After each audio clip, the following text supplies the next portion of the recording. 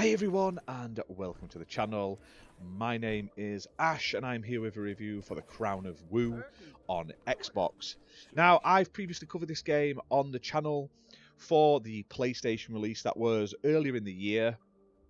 They've since released this game. It was released on the 11th of October 2023 on Xbox. So it was developed by Red Mountain and it's published by Meridian Games, who were kind enough to send me a copy for this review. So huge thank you to them for that.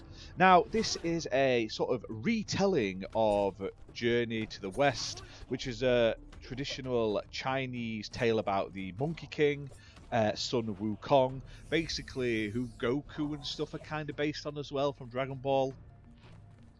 In this one, you're sort of set in the future, you're in this like futuristic world, and you're playing as the character Sun Wukong, and you're having to basically fight your way through enemies, complete puzzles and stuff like that to retrieve your like crown that was stolen by the bad guy Zhu. Now, this game mixes a few genres together. It's got combat, it's like an action platformer, and it's got puzzles and like parkour style sections.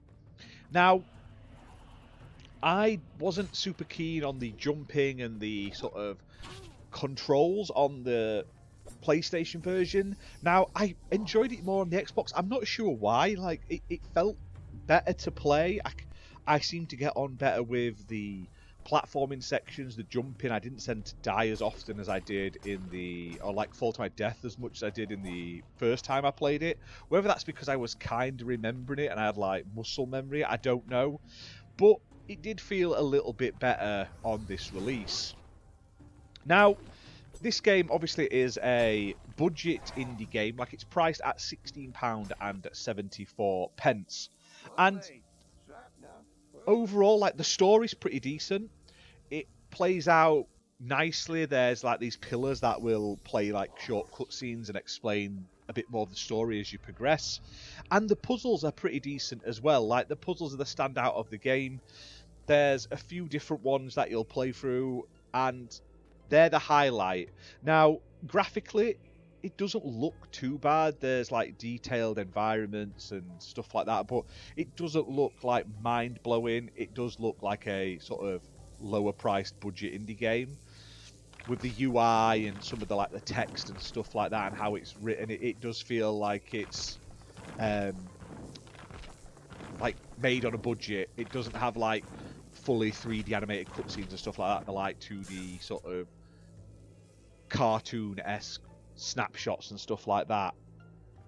Now, where it's the letdown of the game, and it's not as bad like in this version, like I say, as the PlayStation version, is like the jumping, as it's super floaty, and while that's a big part of the game, that makes an issue. So there's like, you'll try and jump on a platform, you'll just totally overshoot it, and then the next time you go to jump, you'll just totally miss it, like you'll not even get near it. It's a bit weird how the platforming works. Sometimes the platforms were solid and then they're suddenly not, and the camera isn't perfect. But if you can get past those sections and you enjoy the puzzle sections, the combat is alright as well. It has like a lock on and stuff. Sometimes you get a bit janked into a corner and you get killed because there's like two enemies at once just like overcoming you. But if you're in like the open spaces, it's not too bad at all. It just feels like it still could have done with a little bit more polish, just to sort of make it feel like it's just missing that little thing to take it to the next level. And while it does feel like they've made some slight tweaks since the last time I played it on the PlayStation, I still think it could have been better, and it lets it down because like the puzzle side of it, great, having to sort of work things out. There's a section like you can see on the screen now, we have to like look around the environment to get the sort of visual clues on what you're doing to then open a portal door. That's great, but then it's let down by like wonky platforming and sometimes frustrating combat, which isn't what you want, is it really, in a game that's like half focused on that. But like I say, this is a sort of budget price game. It is an indie game. You'll get a fair few hours of content out of it. It's not the shortest game I've ever played. It's not the longest either.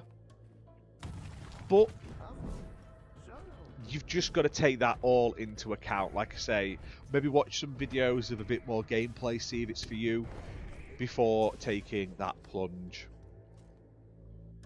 Now, like I say, it's only priced at $16.74. It's also only playable on Xbox Series X and S consoles, so this is classed as next gen on Xbox. Not sure why. I don't think there's anything in here that pushes next gen, but apologies, Xbox One owners, you're not allowed a copy. So, no idea why, but that's just how it is. But check it out anyway. Hit that like button, hit subscribe, and let me know down in the comments, have you played this one? Do you think it's better than the PlayStation version or worse? And is it something you'd be interested in? But than that, guys, we'll see you soon. Bye for now.